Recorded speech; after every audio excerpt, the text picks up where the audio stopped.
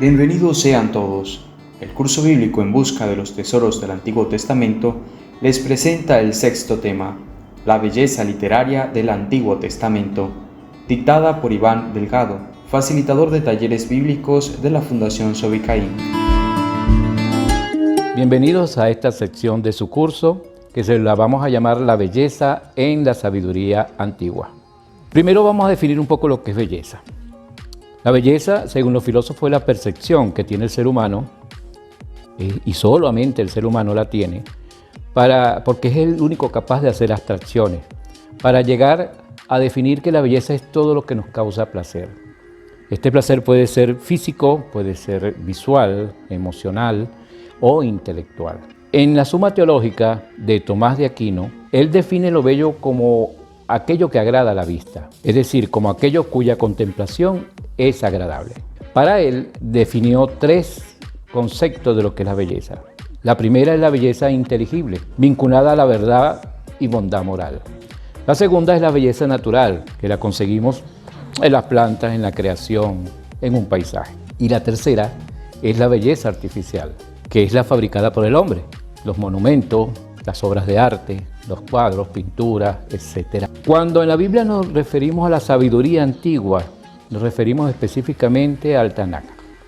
Tanakh viene a ser un acrónimo de tres, vamos a decirlo así, bibliotecas de sabiduría. En el Tanakh conseguimos la Torá, que es la ley o instrucción, el Nevilim, que son los profetas, y el Ketubim, que son los escritos. Ahora bien, la Torá, que es la ley o la instrucción, tenemos 5 libros allí. Por eso es que también en la Biblia católica o cristiana la llamamos Pentateuco, que significa 5. Ahí vamos a conseguir el Génesis, el Éxodo, el Levítico, los Números y el Deuteronomio. ¿Qué conseguimos de belleza en estos libros? Antes de comenzar, tenemos que recordar que estos libros fueron escritos por hagiógrafos, escritores sagrados, que correspondían a una época específica, a una situación geográfica, a un evento específico. La Biblia es inspirada por Dios, pero escrita por hombres. Y eso es muy importante nosotros poderlo relacionar. Por eso tenemos que saber en qué época, en qué situación, en qué geografía estuvo escrita la Biblia. ¿Qué sabiduría podemos encontrar en la Torá? Empezando el Génesis, que es un relato mítico de la creación, lo primero que encontramos es que Dios es vida. Dios se manifiesta con su aliento dándole vida a toda la creación. Pero esta creación no es solamente algo fortuito, tiene orden, tiene un orden específico en lo cual debe ser respetado. Cuando se rompen el orden de la naturaleza, ésta responde con ciertas situaciones que son calamitosas. En el Génesis, la vida se defiende.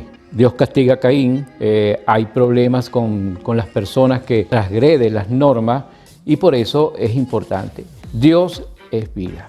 Cuando nosotros también hablamos de que la belleza o el tesoro que tiene la Sagrada Escritura, tenemos que comprender también otra cosa, que es una belleza que viene a ser, y vamos a hacer una comparación, como una flor muy linda que aparece en un pantano. El pantano es todo, si se quiere, revoltoso o algo así por el estilo. Y la flor es muy linda. ¿Qué es lo que pasa con las escrituras? Que la palabra, o sea, la belleza inteligible que definió Santo Tomás de Aquino, está rodeada de un pantano que viene a ser los errores humanos, las fallas humanas, que hoy le decimos pecados. Si continuamos, vemos que en el Éxodo se nos define o se nos presenta un Dios como un Dios de libertad. Dios no acepta las cadenas, Dios no acepta el sometimiento de un pueblo y lo lleva de la mano con ciertos trabajos porque se define y se representa como un Dios de libertad. Y la mayoría de los pueblos, todos han luchado por su libertad. Continuamos y en el Levítico conseguimos cómo se hace la liturgia para la adoración de Dios. En este caso estamos hablando de una época muy antigua, se sacrificaban animales. Pero ya de una vez se definió que el sacrificio de animales derogaba lo que era el sacrificio de seres humanos que se hacía en los pueblos que estaban alrededor. Los Números nos recuerdan que Dios no nos va a tomar de la mano aunque hayamos fallado y nos va a decir que Dios no te abandona, porque asistes en el desierto vas a caminar con Él, porque Dios nunca abandona. Y finalizamos el Torá con el Deuteronómico, que es la segunda ley. En todas sus escrituras vamos a conseguir algo que es muy importante: no tengas miedo. Ese es otro tesoro de la Escritura, y Dios nos dice: no tengas miedo, ni en los peores catástrofes, ni en la guerra, no tengas miedo. Si te mantienes en el camino de Dios, Él estará contigo. La segunda parte viene a ser los Nevilim, que son los profetas. Son varios profetas y cada uno tiene su nombre, y cada libro representa una situación, como les había dicho. Pero ¿qué conseguimos con eso?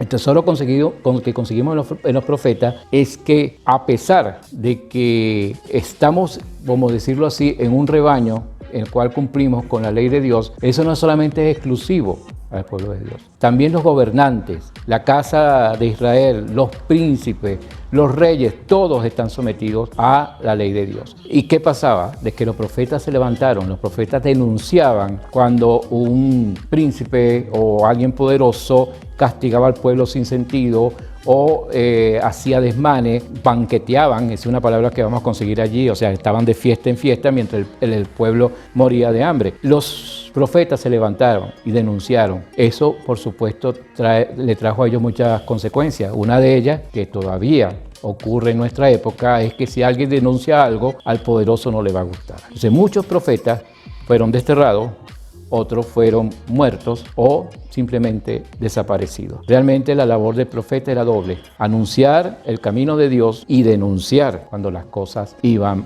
mal. Quisiera recordar algo que decía Isaías en esto, porque es uno de los profetas quizás más prominentes, ¿no? Cuando la gente hacía ayunos, que se echaban ceniza o se apartaban del mundo, el profeta Isaías en el 58, 6, 8 nos dice: ¿acaso lo que yo quiero como ayuno es que un día alguien aflija su cuerpo, que incline la cabeza como un junco y que se acueste sobre el silicio y la ceniza? ¿Acaso llaman ayuno y día agradable al Señor? No. Aquí hay un salto enorme. Ya no se puede estar buscando al Señor en las alturas. Ya en esa época, casi 2700 años atrás, nos estaban diciendo de que el hermano es más importante. ¿Por qué? Porque Él nos decía: el ayuno que yo quiero es que compartas el pan con tu hermano, que cubras al desnudo y que liberes al oprimido. Eso es importante porque ya cambió. O sea, muchos todavía seguimos buscando a Dios en las alturas, cuando realmente tenemos que buscarlo es en el hermano. Ese cambio enorme nos indica que hay realmente una visión diferente, y no es de ahora, sino de hace mucho tiempo. En los Ketubim, que son los escritos, vamos a tener un compendio de sabiduría antigua. ¿Okay? Esta sabiduría viene de los hebreos, pero tenemos que recordar que los hebreos no eran un pueblo, aunque escogido por Dios, no era un pueblo que lo agarraron de un sitio y lo colocaron allí y listo. No, los hebreos tuvieron que evolucionar como seres humanos, tener contacto con otros pueblos, hacer comercio, y hacer intercambio. Todo esto hacía que sus creencias, de que su sabiduría fuese creciendo. Recuerden que el pueblo de Israel fue sometido por muchos imperios, y por eso vamos a conseguir en los escritos muchas influencias, incluso del último imperio, no de los romanos, sino del anterior, los griegos, que su impronta helénica está allí en estos escritos. En los Ketubim podemos decir que los salmos, que son 150 alabanzas al Señor, nos hace como que sentir de que la poesía, realmente el intelecto del ser humano se eleva cuando quiere alabar a Dios. Esta, por ejemplo, siempre se hace recordar de que el salmo, aparte de alabar, es recordar el acuerdo que hay entre Dios. El primer salmo, que dice: dichoso el hombre que no va a reuniones de malvados, ni sigue el camino de los pecadores, ni se sienta junto a los de los burlones, nos recuerda de que mientras andemos en el camino del Señor, nosotros vamos a tener prosperidad. Los proverbios son mucho más los escritos, pero voy a solamente mencionar 3. Los proverbios, que muchas veces no nos damos cuenta que es la sabiduría de todos los pueblos, es la sabiduría de la cultura popular. Hay un proverbio del 10:19 que dice que el que mucho habla, mucho yerra. Quien modera sus labios es sabio. ¿Qué nos quiere decir esto? Nos podemos reír, porque esto simplemente significa que en boca cerrada no entran moscas. Tenemos que ser moderados en el hablar. Y finalizamos con el el canto, el cantar de los cantares. Esto es poesía pura. Cantar de los cantares nos hace pensar en el amor que debe tener un hombre hacia una mujer, y en eso se basa la relación entre un hombre hacia una mujer, basados en el amor. Desde el principio se nos decía de que todo lo que Dios une, que no lo separa al hombre. Por eso que este Cantar de los Cantares nos habla de eso. Pero también en la misma escritura está referido que el esposo y la esposa es también referencia de Dios hacia su pueblo. O sea que esto hace que sea mucho más elevado la figura del Cantar de los Cantares. La idea de esto es que los tesoros de la Biblia son incalculables, que no podemos decirlo en una sección de pocos minutos. No podemos tener la Biblia, como hacen muchos hogares, abiertos, recibiendo polvo, porque creemos que con eso vamos a tener protegida la casa.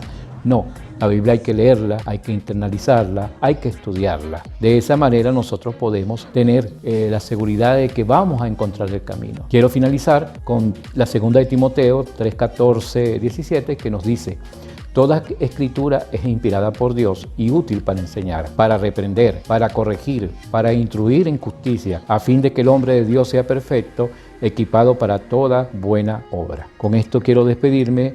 Muchas gracias.